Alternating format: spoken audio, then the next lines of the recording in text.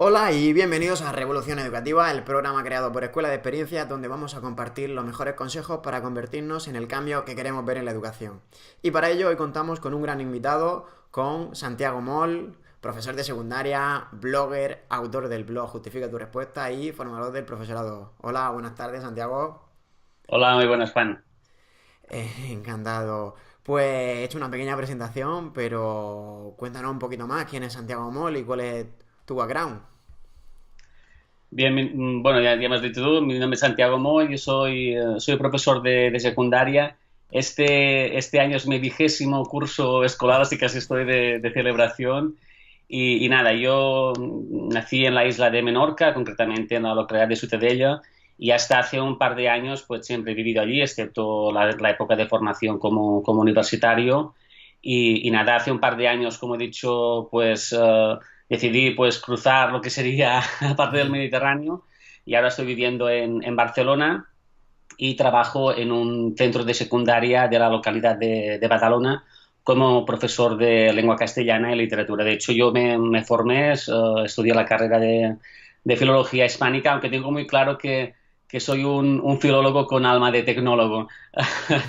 Alguna vez me interesa mucho la parte de filología, pero también siempre he sido un apasionado de las nuevas tecnologías. Y a día de hoy, como dices tú, pues bueno, compagino lo que serían mis clases en este instituto, en el Badalona 7, lo digo por si acaso el director, si no me mata, en el Badalona 7, y además también pues compagino lo que serían las clases con lo que es la formación presencial, aunque muy esporádica, porque bueno, el día a día de la clase pues tampoco me impide desplazarme entre semana y también lo que he hecho últimamente también es mucha formación online en algunos centros de profesorado. Y cuando tengo tiempo, pues de vez en cuando también hago de blogger, ¿no? Y a través del blog Justifica tu respuesta. Un blog que nació ahora ya en el 2013, en abril de 2013, y que me ha cambiado mucho la vida, ¿no? Yo creo que para mejor en lo personal y también, por supuesto, en lo profesional.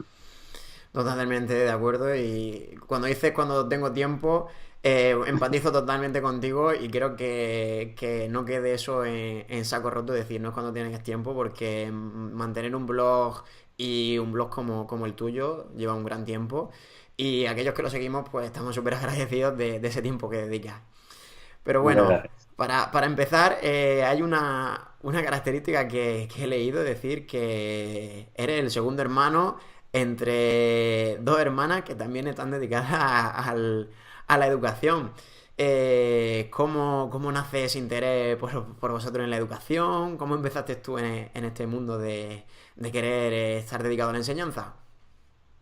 Pues eso, realmente es curioso, ¿no? Que los tres hermanos seamos profesores. Mi hermana mayor, Josefina, es pedagoga terapeuta, es PT. Mi hermana menor es maestra de educación infantil y también es logopeda. Yo tiré para la filología en una casa donde, bueno, una casa de gente trabajadora. Mi madre es ama de casa, mi padre ya está jubilado, trabajaba en una fábrica como bisutero.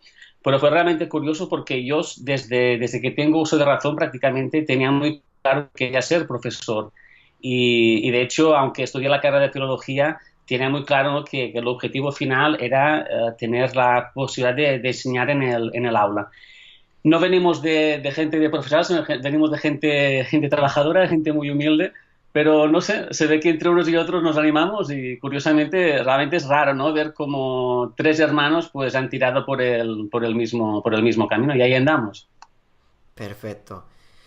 Si tuviese una máquina del tiempo, pudiese volver a esos principios donde pues, estabas empezando estudiando la carrera y pudiese darte un consejo, ¿qué consejo sería el que te darías que sería de gran ayuda en la actualidad?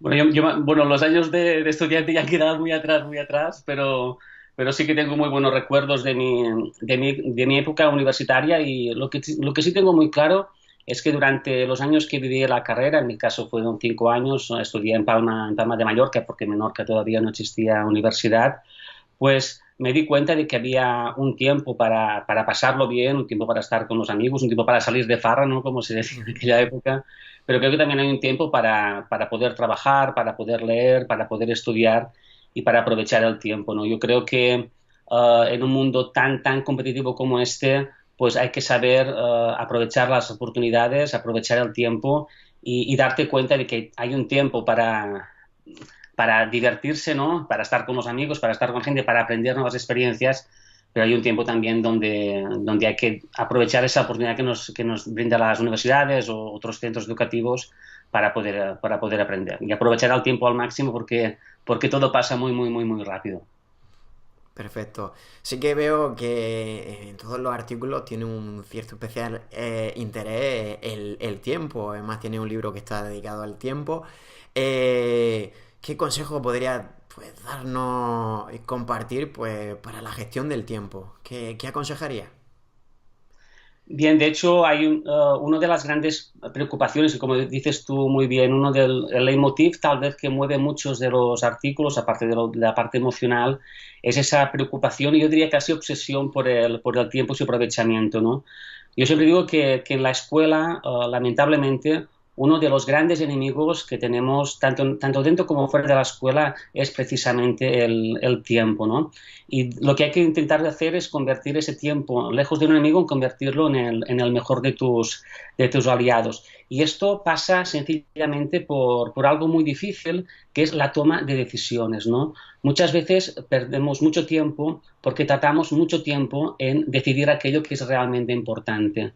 En la vida, tal vez, tanto en lo personal como en lo profesional, llega un punto en que si no te das cuenta de las cosas que son importantes, de las cosas que son urgentes y de las cosas que no son necesarias, la verdad es que cuando tienes claro estas tres matrices, luego aprovechar el tiempo es muchísimo más efectivo. Mucha gente, de hecho, me pregunta, ¿no? ¿Cómo es posible, Santiago, que estés en un instituto, que escribas un libro, que montes una academia, que tengas un blog, que des formación profesional? Dice, ¿cuánto duermes? Yo duermo como duerme todo el mundo, ¿no? Lo que pasa es que he hecho del tiempo un aliado a partir de la toma de decisiones. Cuando se toman decisiones importantes en la vida, es cuando realmente puedes transformar ese tiempo para hacer lo que realmente te apasiona y, por supuesto, compartirlo con los demás.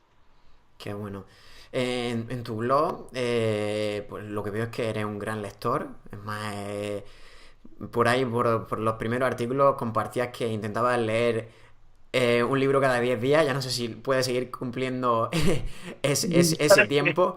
Ese Ya casi tiempo. no. Sí. Pero lo que veo es que bebes de muchas fuentes y muchas veces no están relacionadas con la educación. Veo que eres un gran seguidor de Daniel Pink, de Seth Godin, Ken Robinson, que sí tiene más relación con la educación. Y bebiendo de todas esas diferentes fuentes, ¿podrías compartir qué es lo que tú piensas que es la necesidad actual de la educación?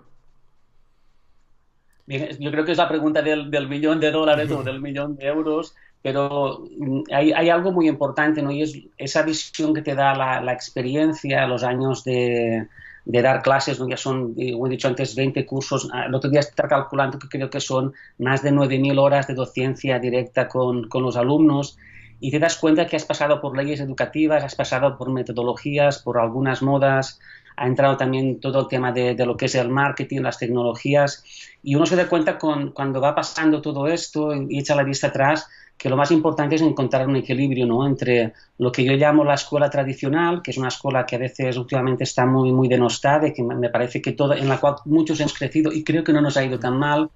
Y luego está la otra escuela, ¿no? La escuela que yo llamo la escuela del ser, las escuelas que se centran en las personas, que se centran en las emociones, que se centran en los proyectos, que es una escuela inclusiva. Y yo creo que el punto de partida de la escuela de hoy en día tiene que ser capaz de encontrar ese equilibrio, ¿no? Entre la escuela que busca esa obsesión por los resultados y por el producto final y esa escuela que se acuerda de que tenemos personas en las aulas, que nos preocupamos por ellas y que seamos capaces de trabajar con ellos las competencias emocionales y, por supuesto, siempre fomentando lo que es la educación inclusiva, ¿no? Yo creo que si nos ponemos a un extremo o al otro, tanto para bien como para mal, difícilmente creo que nos estamos perdiendo mucho de lo bueno que tiene una parte y mucho de lo bueno que tiene la otra. Y eso es un poco la visión y de hecho es un poco lo que intento transmitir en el aula, ¿no? Ese equilibrio entre lo tradicional y lo que hoy en día se llama innovador con toda la peligrosidad que tiene este término. Sí, la palabra innovador, que muchas veces son cosas que ya se venían haciendo desde hace mucho tiempo. pero sí, es un buen ejemplo intentar equilibrar y sobre todo pues, aprovechar lo mejor de cada una de estas cosas, de las cosas más tradicionales y las, entre comillas, más innovadoras. He leído en tu blog y me ha llamado mucho la atención un artículo y que viene a intentar generar responsabilidad en los alumnos, que creo que es uno de tus grandes objetivos, y compartes cómo responder a la frase mi impresora se ha quedado sin tinta, una de las grandes excusas que seguramente te habrás encontrado a lo largo de los años en tus alumnos. Me gustaría que compartieses pues cómo intentas generar esa responsabilidad a través de una correcta respuesta a esa frase. Bueno, supongo que todos más o menos habremos oído esta frase, una frase que es tan necesaria y a veces también viene un poco esta frase que dices, luego hice un artículo en el blog que de hecho tuvo muy buena respuesta y muy buen feedback. No todo el mundo lo entendió como yo quería, pero a ver si me explico. La idea un poco de este artículo nació un poco de esa necesidad de que muchas veces los adolescentes pues no tienen la conciencia de lo que yo llamo la responsabilidad individual. Cuando hablamos de la educación emocional, a veces a mí me gusta mucho referirme no a la educación emocional porque me parece un término muy abstracto, ¿no? Sino lo que se denominan las competencias emocionales. Las competencias emocionales son la relación que existe entre la emoción y el entorno, la situación comunicativa en la que se desarrolla esta emoción, ¿no? Y podríamos hablar de 4 competencias emocionales, que son la autoconciencia, el autocontrol de uno mismo, la autonomía y las habilidades sociales. Pues bien, dentro de estas 4 grandes competencias y dentro de la autonomía, precisamente, está lo que llamamos la asertividad, ¿no? De alguna manera, la asertividad consiste en defender aquello que crees justo, pero de manera inteligente, ¿no? Y claro, una de mis grandes preocupaciones en el aula, y de hecho las nuevas metodologías como el cooperativo insisten mucho en ello, es que los alumnos adquieran 2 tipos de responsabilidades. Una es la responsabilidad individual y la otra es la responsabilidad colectiva, ¿no? Y para ello trabajamos en el aula lo que se llama este tipo de asertividad individual, ¿no? Es importante hacer ver a los alumnos cuando se equivoquen. Y yo, cuando un alumno me dice esta frase, ¿no? Hago como tres estadios, ¿no? Una es el reconocimiento, es decir, que el alumno reflexione el por qué. Luego hay un poco la explicación y luego está cómo el alumno puede corregir o reconocer ese error. Y luego, por último, está lo que se llama la felicitación. Podemos felicitar al alumno por el cambio que ha hecho a partir de este aspecto, ¿no?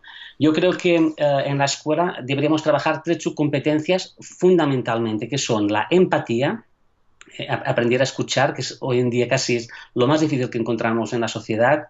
Otra es la resiliencia, que es la capacidad de superar las dificultades. Y luego está el caso de cómo ser asertivos. Y en la asertividad se conecta lo que se llama la disciplina positiva, que es un poco el lema que tengo en mis clases, ¿no? Que es el firm and kind, que es una corriente que nació en Estados Unidos, ¿no? Que es ser firme en lo que tú defiendes, en lo que crees que es la verdad, pero siempre desde ese punto empático hacia el otro, ¿no? Es muy importante reconocer que nos hemos equivocado, reconocer que la impresora no tenía tinta, pero es porque yo no me he preocupado por no tenerla, reconocer ese error, poderlo verbalizar ante un adulto, reconocer esa culpa y luego escuchar la felicitación del profesor ante ese cambio de conducta, ¿no? Es un poco lo que he tratado de transmitir en este artículo. Qué bueno, la verdad es que eso, y no solo en nuestros alumnos, sino en nosotros mismos como educadores, que al fin y al cabo somos el ejemplo, transmitir esa responsabilidad que se transmite, evitando también poner culpa en muchas cosas, como muchas veces en el tiempo, ponemos culpa que no me da tiempo a hacer esto, ponemos culpa en el que ahora mismo la programación, tengo que dedicar mucho tiempo a programar, tengo un problema en el claustro, etcétera, etcétera. Esa responsabilidad también la transmitimos nosotros como educadores y creo que siendo el ejemplo y haciendo pues estas propuestas que propones, podemos transmitirlo a los alumnos y me parece muy, muy interesante. Y hablando de, como has comentado, el cooperativo, sé que eres un gran experto en cooperativo. Bueno, Lleva mucho tiempo trabajando en él y yo creo que se merece que podamos decir que eres un gran experto, aparte de cooperativo, inteligencia emocional, Flipped Classroom. Sí que me gustaría que nos compartieses, pues, nos hablase un poquito del aprendizaje cooperativo, cómo lo estructura en el aula, que nos comentase un poquito para alguien que quiera empezar con esta propuesta. bien, la verdad es que no sé si experto, ¿no? Pero un gran apasionado sí que soy, ¿no? Como me gusta decir. Bien, en el caso del cooperativo, que es una metodología sí, de las llamadas metodologías activas, junto con el Flipped Classroom, el ABP o el aprendizaje basado en servicios, la gran ventaja que tiene es que no necesita que todo el centro educativo aplique una misma metodología, sino que se puede empezar desde la propia aula, del docente, luego ir escalando hacia otros grupos, o hacia otros ciclos o hacia otras etapas, ¿no? Esto me parece importante porque hay otras metodologías, como, por ejemplo, como el ABP o el aprendizaje basado en servicios, que necesitan tal vez de una red mucho más grande dentro de un centro educativo. Por tanto, mi primer consejo es que aquellos que queráis empezar con el cooperativo, saber que podéis empezar desde vuestra aula y desde vuestra materia a incorporar algunas actuaciones que son francamente efectivas. Yo luego, cuando hablo del cooperativo, yo hablaría de 4 grandes pilares, ¿no? Además, lo bueno que tiene el cooperativo es que tiene un sistema de organización o de creación muy pautado, muy estructurado y que es muy fácil seguir las coordenadas. Además, hay muchísima información en la red, hay manuales extraordinarios y básicamente son 4 pilares o 4 fases. Una es la organización, que es la elaboración de los equipos de base, la organización la organización del espacio. Luego hablaríamos también de lo que sean las estructuras Kagan, que es cuando trabajamos partiendo de la responsabilidad individual hacia la responsabilidad grupal que hablábamos anteriormente. Luego está lo que sería la segunda parte, que es la implantación, donde establecemos las normas para trabajar en grupo y asignamos los roles de cada uno de los subgrupos, ¿no? Está el secretario, por ejemplo, el encargado de material. La tercera fase sería la dinamización, que son las estructuras cooperativas clásicas. Seguramente muchos os sonará, por ejemplo, estructuras como la lápices al centro, el saco de dudas, por ejemplo, o 1, 2, 4. Y por último, y me parece también fundamental, el cuarto pilar sería el pilar de la evaluación, donde se evalúan a través de rúbricas analíticas, mediante rúbricas de evaluación, autoevaluación y coevaluación. Por tanto, partiendo de esta estructura, cualquier profesor, cualquier centro educativo puede montar sin mayores dificultades la metodología cooperativa dentro de su aula o bien dentro de su centro. Perfecto. Y así es como yo en mis aulas, ¿no? No al 100% porque quedan muchos aspectos, está el cuaderno del profesor, pero creo que como punto de partida, ¿no? Como hoja de ruta, organización, implantación, dinamización y evaluación, creo que son 4 herramientas muy útiles para poder arrancar y empezar a hacer pequeñas actuaciones dentro de tu grupo clase. Perfecto, muy, muy interesante. Compartiremos algún artículo de tu blog en el que profundizas mucho más. Y otra de las cosas que también trabajas mucho, y creo que es debido a la suerte que has tenido de que llevas muchos años siendo tutor, son las dinámicas de grupo, que son una buena forma de trabajar este aprendizaje cooperativo y que sí que me gustaría que pudieses compartir pues alguna dinámica que sea de las que tú destacarías y que pudieses compartir un poco cómo la organizas y cómo funciona. Bien, pues me encanta que me digas sobre lo de las dinámicas porque muchas veces uno de los grandes problemas que tenemos a la hora de aplicar los grupos cooperativos en el aula es que intentamos que los alumnos cooperen en grupos donde las clases no están, no están, digamos, cohesionadas, ¿no? De hecho, las dinámicas de grupo tienen como finalidad crear una cohesión dentro del aula para poder trabajar luego en pequeños grupos y reducir lo que podríamos llamar la conflictividad. Hay que distinguir entre 2 tipos de dinámicas. Unas son las dinámicas que entrarían dentro de lo que es el currículum, dinámicas que podemos hacer en nuestras clases de matemáticas, de sociales o de naturales o de música. Y luego existen otro tipo de dinámicas que son las que más trabajo en clase, que son aquellas que trabajamos en la hora dedicada a la tutoría con alumnos, donde en esta hora trabajo dinámicas que relaciono con las 4 competencias emocionales que te he comentado anteriormente, ¿no? El de la toma de conciencia, trabajamos la empatía, la resiliencia, la responsabilidad, la motivación, la autoestima, la cooperación, la resolución de conflictos, las habilidades sociales, ¿no? De una forma programada, y es una excusa perfecta para trabajar lo que se denomina el currículum oculto, lo que sería la educación emocional o las competencias, a través de dinámicas. Hay algunas que son muy divertidas, por ejemplo, una que gusta mucho en el blog es una que se titula La silla, ¿no? Donde los alumnos pues se colocan encima de una silla y yo voy quitándoles las sillas, ¿no? Y ellos tienen que hacer un poco lo que es la piña para no poderse caer, a ver cuántos alumnos pueden caber en el menor número de sillas. Por ejemplo, es una que tiene muchísimo éxito. O, por ejemplo, a nivel curricular hay una que, por ejemplo, se llama Cómo trabajar los tiempos verbales, ¿no? A través del cooperativo, donde pues en grupos de 4 pues trabajan, por ejemplo, lo que sería la persona, el número, el modo y el tiempo, y es una especie de juego, ¿no? Que hago con los tiempos verbales para ver un poco la diferencia que existen entre dinámicas, ¿no? Que tienen como finalidad el juego, pero también el juego dentro y también el aprendizaje, ¿no? Tal vez son las dos que más éxito o que más gustan o que tengo publicadas en el blog. Una se titula La silla, la otra Los tiempos verbales trabajados en cooperativo, ¿no? Y me consta porque, bueno, siempre recibo fotografías de compañeros en Twitter o en Facebook. Mira, Santi, he hecho esta dinámica, las que emociona muchísimo ver cómo otros compañeros, pues, cogen ideas que has plasmado en el blog. Perfecto, compartiremos esos artículos para que no sea complicado que tengan que buscarla. Para nada. Y hablando de, pues, de esta satisfacción que encuentras pues, cuando ves que estás ayudando a otros docentes, eh, ¿podrías compartir un poco qué te está aportando el blog? Que aparte ya sabemos del trabajo que lleva, decir, pero ¿cuáles son las recompensas que estás obteniendo? ¿Qué te aporta a ti tener un blog? Bueno, el blog nació como un blog de técnicas de estudio, mira tú por dónde, y nuevas tecnologías. Y luego, para mí, lo fundamental fue la importancia de escuchar a los lectores, a la gente que me escribía, y pasó de ser un blog de tecnología y técnicas de estudio a ser un blog muy enfocado a los docentes, donde doy consejos para los compañeros, y también muy enfocado a las metodologías activas como el cooperativo o a la educación emocional, ¿no?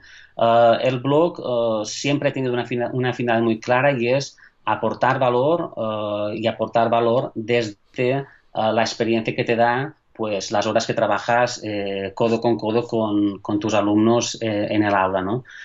Soy consciente de que hay mucha gente que está haciendo trabajos extraordinarios, con muy buen feedback. Lo que pasa es que, claro, aquello que no se publica en la red, pues lamentablemente no existe, ¿no? Pero algo que la gente no es consciente, porque son muchas las personas que me han agradecido el material, es lo mucho que uno aprende escribiendo, ¿no? Yo creo que a veces mucha gente tiene muchas ganas de empezar un blog y no saben bien cómo empezar. Yo les diría que lo más importante es empezar, y a veces hay que distinguir entre dos cosas muy importantes, ¿no? Que es hacer las cosas perfectas y hacer las cosas correctas, ¿no? Si queremos empezar haciendo las cosas perfectas, te aseguro yo que jamás seremos capaces de empezar ningún proyecto. Empezar haciendo las cosas correctas, como se puede, tener constancia, y ya digo que yo soy consciente de que el blog, estoy convencido de que el blog me ha dado mucho más de lo que yo he dado a través de mis artículos, con el feedback, con lo que he aprendido, con los consejos que me han dado, con la gente que he conocido, en los sitios donde he estado haciendo formación, etcétera, etcétera. Por tanto, yo me siento agradecidísimo de lo que me ha dado el blog, porque también me ha abierto muchas puertas y he aprendido muchísimo con él. Y sigo aprendiendo, espero que por mucho tiempo.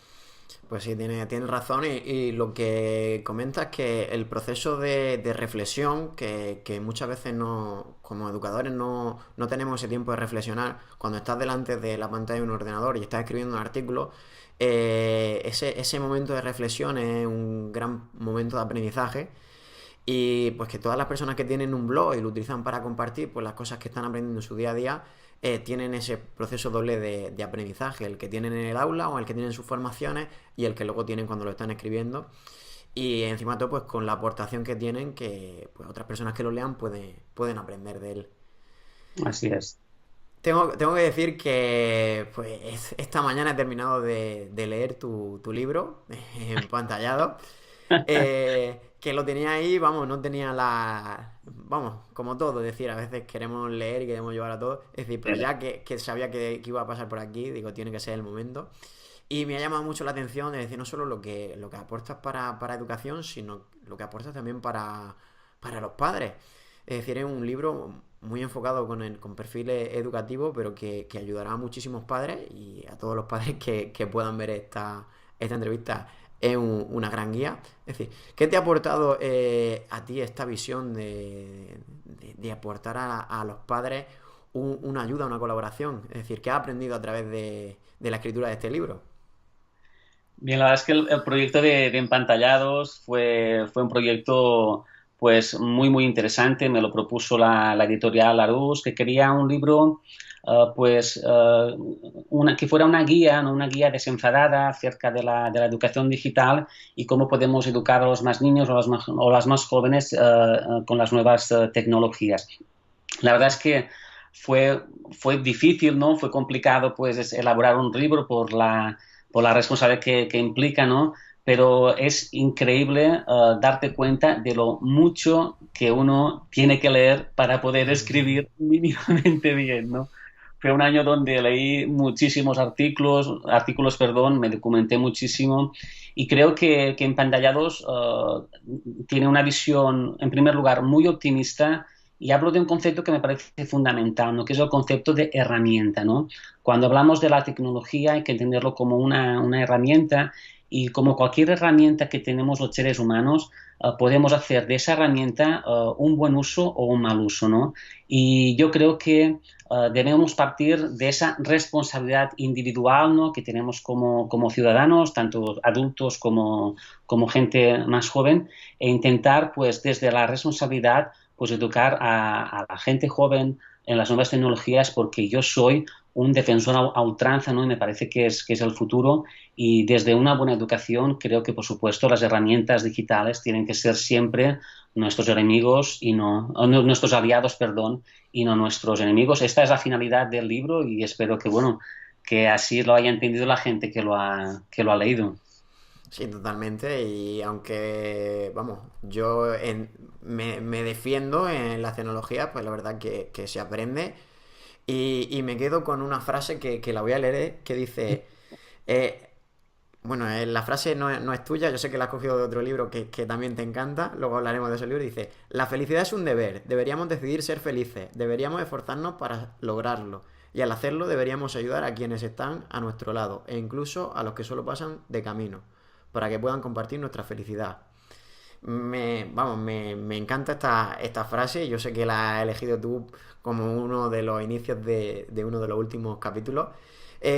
La felicidad, es decir, ¿qué defiendes tú como de felicidad? ¿Qué podemos nosotros aportar en el aula a la felicidad de nuestros alumnos? ¿Qué crees para ti que nosotros como educadores y como una pequeña parte de estas personas que los acompañamos, qué podemos enseñarles sobre la felicidad?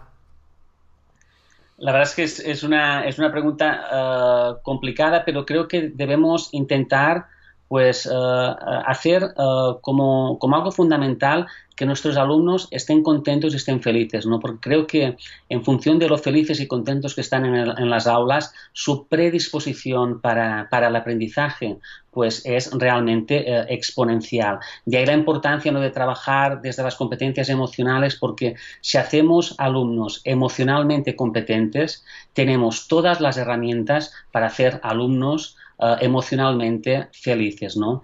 Además, si a ello intentamos pues conseguir que sean eficaces en su tiempo, que pueden organizarse para hacer aquello que realmente les importa, yo creo que ahí está la clave de la felicidad. Y la felicidad pasa por ser productivos, pero también por tener una buena organización del tiempo, para tener mucho tiempo precisamente para hacer aquello que nos apasiona. Yo me siento una persona muy feliz porque de hecho estoy haciendo desde hace algunos años aquello que realmente me apasiona y además tengo la gran suerte de que puedo compartirlo y de que mucha gente pues comparte también mi visión, ¿no? Qué bueno, qué interesante. Y que compartir también con con nuestros alumnos, pues qué es nuestra felicidad y hacerle entender que cada uno, la felicidad cada uno la define él mismo y es un estado de sentirte a gusto y conforme con la coherencia que estás aportando en tu vida. Ya lo dejamos aquí, lo del libro, yo lo recomiendo. Me parece muy interesante cómo tratas también el tema del tiempo en el libro y cómo cuenta una pequeña anécdota de cómo a esa alumna que no tenía tiempo, y vamos, es muy interesante. No sé si quieres comentar algo sobre ese consejo que da a esa alumna, bueno, en este caso a un padre de una alumna que, Que que no, seguro que no que tenía la historia tiempo, es decir. que es real, es totalmente real, no añadí nada. Creo que es el título, bueno, es el capítulo de Ladrones del Tiempo, ¿no? Que seguramente es el capítulo que más me gusta o uno de mis preferidos, porque allí habla de lo que se denominan las leyes del tiempo y una que me gusta mucho, que es la ley de Pareto, la ley del principio 20-20-80, que habla precisamente sobre la importancia de cómo la toma de buenas decisiones nos permite pues darnos cuenta de aquello que es importante y aquello que es importante es aquello en lo cual nosotros debemos enfocar todas nuestras energías, ¿no? Es muy curioso darse cuenta de que la visión que tienen los adolescentes del tiempo es radicalmente distinta a la que tenemos nosotros como los alumnos. Yo creo que es porque tienen tanto tiempo por delante que no son capaces de valorar ese tiempo, ¿no? Y a veces pues poderles acompañar, pues trabajar a través de lo que se llaman las cajas del tiempo, intentar que cuando trabajen estén focalizados en una sola tarea. Creo que son pequeñas actuaciones muy sencillas y que de hecho pauto mucho en el libro, que creo que precisamente podemos hacer que ese tiempo de calidad sea un tiempo que utilicemos para aprender, por ejemplo, para formarnos, para luego tener todo ese tiempo para estar con otras personas y para hacer aquello que realmente nos apasiona, ¿no? Como le pasó a esta chica de la que hablo en el libro. Totalmente, y muy, muy inspirador. Y hablando de esa inspiración, ¿podrías compartir con nosotros qué personas han sido las que te han inspirado a ti, Santiago, pues para seguir aprendiendo y creciendo como persona y como educador? Bueno, son muchas, ¿no? Y muchas las he conocido a través de los libros, otras las he conocido en persona. A mí hay un profesor que me gusta mucho, a quien admiro muchísimo, que es Joan Baello. Fue director de un centro educativo, creo que en Valencia, y es el autor de muchos libros, ¿no? Del profesor emocionalmente competente o cómo dar clase a los que no quiere, que me parece una guía fundamental para la gestión de aula. Y para mí creo que es una de las voces más clarividentes que existen en este país. He tenido la suerte de hacer formación con él y me ha gustado muchísimo, ¿no? Y luego también está el caso de Pere Pujolàs, profesor de universidad, nos dejó, bueno, murió hace ya algunos veranos y a él le debo casi todo lo que sé sobre aprendizaje cooperativo, ¿no? Luego, si nos vamos ya a las altas esferas, ¿no? De alguna manera, pues como dices tú, Ken Robinson en algunos aspectos creo que me ayudó mucho a visualizar qué tipo de escuela quería, ¿no? Porque hay una frase de Ken Robinson que dice que las escuelas no tienen que ser reformadas, sino que tienen que ser transformadas, ¿no? Y en esa transformación está también el valor del tiempo, ¿no? Y básicamente son algunos autores, también me gusta mucho, por ejemplo, Rafael Vizquerra, que me parece uno de los grandes especialistas en educación emocional, Seth Godin, del cual soy un fan absoluto y del cual recomiendo el blog, y por supuesto Richard Koch, ¿no? Que fue el autor de la cita que has leído del libro, ¿no? Y bueno, podríamos seguir, está Ferran Salmurri también sobre educación emocional, Alvin Toffler también, que me parece un gran pensador del siglo XX. Y bueno, ahí la lista es muy, muy larga. Sí. Lo concretamos un poquito porque te voy a pedir que me digas 2 o 3 libros y entonces pues ahí ya cerramos con inspiración. Bueno, mira, voy a decir un libro educativo y otro que no. Hablando de Seth Godin, yo recomendaría un libro que se llama La vaca púrpura, ¿de acuerdo? Me parece un libro en el cual se incide mucho en el valor de ser diferente no para destacar, sino para ser útil, ¿no? A veces uno de los grandes defectos que tenemos en esta sociedad es que nos obsesionamos muchísimo por ser importantes, ¿no? Cuando el verdadero valor es lograr poder ser útiles para la sociedad sin renunciar a ser diferentes. ¿No? Nos dice, conviértete en una barca púrpura, ¿no? Es decir, piensa, ahí está, esa es la toma de decisiones que decíamos antes, ¿no? Piensa qué se te da realmente bien, en qué eres realmente bueno y cuando lo hayas decidido, vea por ello y lucha por ello, ¿no? Y otro libro que me gusta mucho es uno que me sorprendió porque no lo conocía, es el Teach Like a Pirate, enseña como un pirata, ¿no? De Dave Burgess, que me parece, no sé si está en castellano, yo lo leí en inglés, con mi inglés macarrónico lo pude leer, entender perfectamente, y es un libro que destila pasión, emoción por la educación, por los cuatro costados, y me parece justo si país un poquito de inglés, pues una lectura muy, muy recomendable, porque la verdad es que es una persona que desborda optimismo y pasión por la enseñanza por los cuatro costados, ¿no? Por tanto, me quedo con La vaca púrpura de Seth Godin y Teach Like a Pirate de Dave Burgess. Perfecto, comparto contigo los dos libros, estoy totalmente de acuerdo.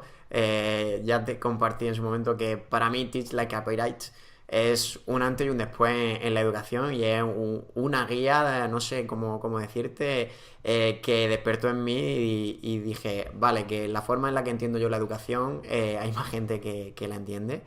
Y por supuesto es un crack como persona transmitiendo. Y vamos, yo tampoco lo he encontrado traducido al castellano. Y he dedicado el tiempo a leerlo. Y vamos, invito a, aunque se tenga poco nivel de inglés, que al final se comprende. Y es una lectura que engancha. Muchas gracias por compartirlo.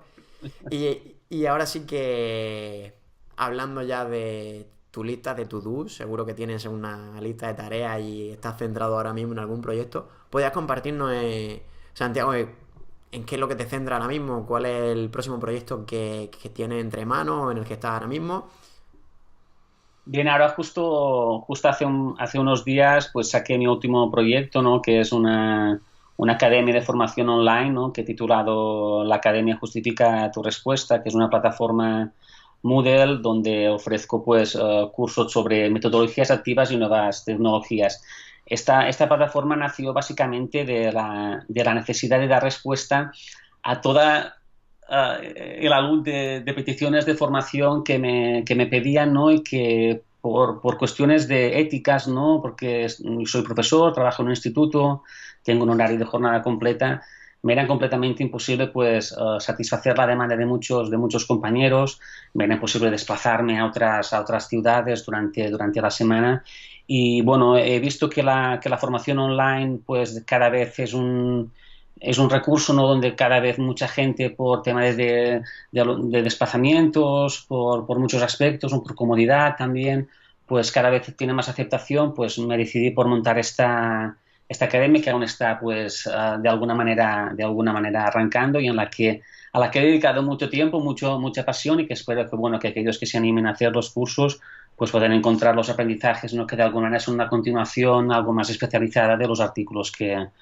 doy en el blog. Y en eso andamos y en algunas cosillas más que aún están muy por empezar. Pero bueno, este proyecto de la academia ha sido tan agotador que ahora hay que parar, mirar hacia atrás y volver a coger energías para seguramente dentro de nada a asumir otros retos y otros proyectos sin abandonar, por supuesto, el blog, que es mi señal de identidad y en el cual me siento súper a gusto y súper feliz. Qué bueno, dices que pensando en otros proyectos, teniendo en cuenta que ahora mismo la gestión de la academia, que supongo que será una gran, bueno, ocupará una gran parte de tu tiempo. Así es. Y, y vamos, yo agradecer y me parece súper interesante porque lo comparto también en mi blog, en países como Estados Unidos hay muchos docentes que se están animando a crear sus propios proyectos online, a compartir sus cursos y a compartir sus infoproductos. Y me parece una buena forma de llegar y transmitir directamente desde el aula y de experiencias reales. Y es un placer, pues que docentes como tú estéis llegando y creando estos cursos que tienen realmente la esencia del aula y que aportan encima de todo las ventajas que tiene un curso online en las cuales se pueden reflexionar, se pueden parar y siempre están los apuntes ahí presentes para volver a recuperarlos. Y vamos, yo te agradezco que estés iniciando esta cosa, Ahí está. que no tengamos que irnos tanto al inglés, que sí que es muy necesario, pero a Eso veces es. cuando bueno, nuestra capacidad de pensar en inglés es complicada, necesitamos pensar en español, pues bueno, se agradece que estas propuestas empiecen a nacer aquí en España. A ver qué tal. Y, y bueno, para ir terminando, que la verdad que hemos compartido bastante tiempo, y me gustaría que, pues, decirte la pregunta que digo siempre para todos estos invitados, y que si te encontrases de repente una lámpara mágica y tuvieses la oportunidad de que se hiciese un deseo realidad, un deseo para la educación, ¿qué deseo pedirías, Santiago? Uy, solo uno. Solo uno. Solo es difícil. Bueno, yo creo que yo voy a ser muy poco original, pero me parece que, aunque sea muy poco original, me parece muy necesario y es el conseguir un pacto educativo a nivel de Estado, ¿no? Creo que es una auténtica pena, ¿no? Que los partidos políticos desde hace ya demasiados años no hayan sido capaces de encontrar un punto de unión que les sirva, ¿no? De alguna manera como una hoja de ruta para hacer una educación pues integral en la cual pues muchos partidos estén representados y siempre con la finalidad más importante, ¿no? Que es la calidad de nuestra educación para crear personas que son el futuro de nuestra sociedad y de este mundo. Así que me gustaría, ¿no? Poder que exista este pacto, ¿no? Y que la gente, sobre todo, ¿no? aprendiera a escuchar mucho y a hablar poco, ¿no? Que creo que es uno de los grandes defectos de la sociedad actual, ¿no? Eso sí, sí, ya que me pides uno, pues me cojo este deseo. Perfecto, pues muchísimas gracias. Ya te digo, Santiago, ha sido un placer, ha dejado muchísimo valor. Sí que para terminar, pues me gustaría que compartieses con aquellas personas que vean o que escuchan esta entrevista, que a partir de hace una semana está también en podcast, en Revolución Educativa, que aparte de poder verla, se puede escuchar y se la pueden llevar en sus dispositivos móviles. Podrías decir dónde pueden encontrarte, dónde pueden leerte y pues un poquito para saber más de ti y pues algo con lo que te quieras despedir. Bien, yo estoy en todos sitios, no estoy en ningún lado. Soy muy activo en Twitter. Mi usuario es SMOLL73, es SMOL73. También disfruto muchísimo de mi fanpage, de la página de Facebook, donde voy pues publicando algunas cosillas, entrevistas que me parecen interesantes, algunas fotos. También estoy en Instagram, también, donde voy colgando algunas fotos sobre mi día a día en el aula y, por supuesto, cualquiera que quiera aprender sobre educación o leer alguna cosilla, pues, por supuesto, puede encontrarme en el blog Justifica tu respuesta, ¿no? Y ahí está un poco donde estamos, intentando ahí hacerlo lo mejor posible con el tiempo, ¿no? De que disponemos, ¿no? Perfecto, pues lo dejaremos todo en el artículo que acompaña a esta entrevista y ahí podrán encontrar pues los artículos que se han nombrado, los libros que se han nombrado y por supuesto pues el acceso a tu academia y a tu blog. Y Muy hasta aquí, muchísimas gracias Santiago, ha sido un placer, creo que deja muchísimo valor y yo encantado de haber podido compartir contigo este tiempo. Muchísimas gracias. Gracias a ti por la oportunidad de hablar de aquello que me apasiona, sin duda. Muchísimas gracias a ti. Un Un placer. abrazo. Hasta luego. Adiós.